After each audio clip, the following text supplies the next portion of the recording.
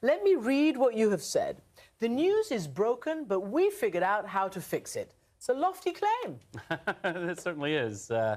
We were doing a crowdfunding campaign because we wanted to raise money from the public to support the new venture.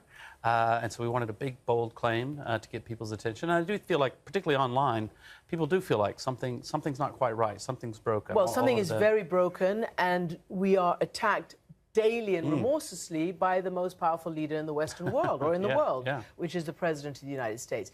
So you've kind of answered the question about how do you pay for it. So this is not about ads, it's not about paywalls? That's right, yeah. So we're launching with no ads and no paywall. I've been joking, it's a series of bad business decisions, but that's how I've made my career. And we really want the readers to support. We think that's a really important part of online journalism that's been missing for a long time, which is what has led us really down an unhealthy path of clickbait headlines and ever lower quality sort of fluff and nonsense. And that model just isn't working online. This year, Edelman, the survey, found that trust in the media across 28 countries is at an all-time low, 43%.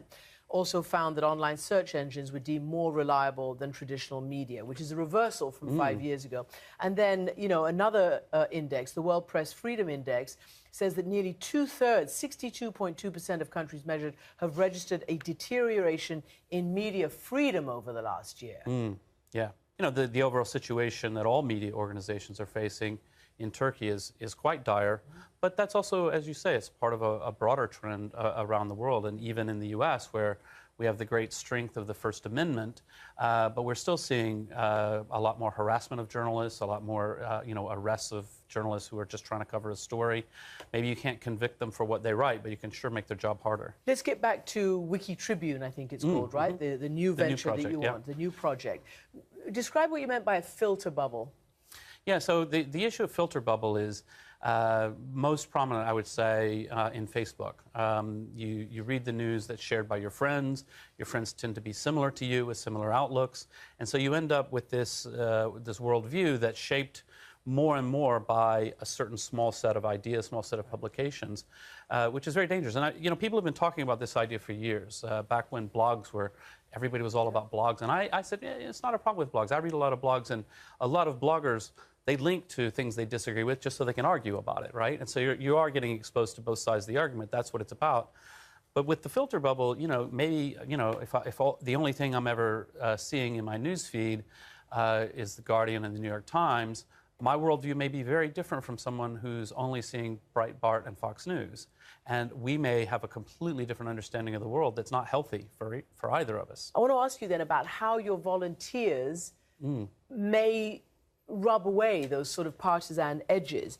I think that a Harvard Business School study found that the Wikipedia articles are as neutral as Encyclopedia Britannica, but also that the 2.8 million volunteer Wikipedia editors reviewing the articles become less biased over time. Yeah. That's a really interesting phenomenon. Yeah, and it's a really great community, and what happens is, because we have certain policies around neutrality, neutral point of view, it's a fundamental core policy of Wikipedia. Obviously, it's an aspiration, you know, just as any journalist aspires to that, but sometimes you miss it and so forth. Which means that the community is always very reflective, and if someone comes in and says, "Oh, hey, you're not reporting," you know, just because you don't like Donald Trump, you should also say, "Hey, actually, whatever, the job figures are better this year than under Obama." Maybe that's not true, but and then people have to sort of grapple with that and say, "Okay, right." And so we want to have a diversity of sources. We want to be thoughtful and reflective, and so the community members who are working on that sort of thing get exposed to other ideas. And because we really push, and our community really pushes to say, let's have a civil dialogue and a debate, no personal attacks. It's not about insulting other people.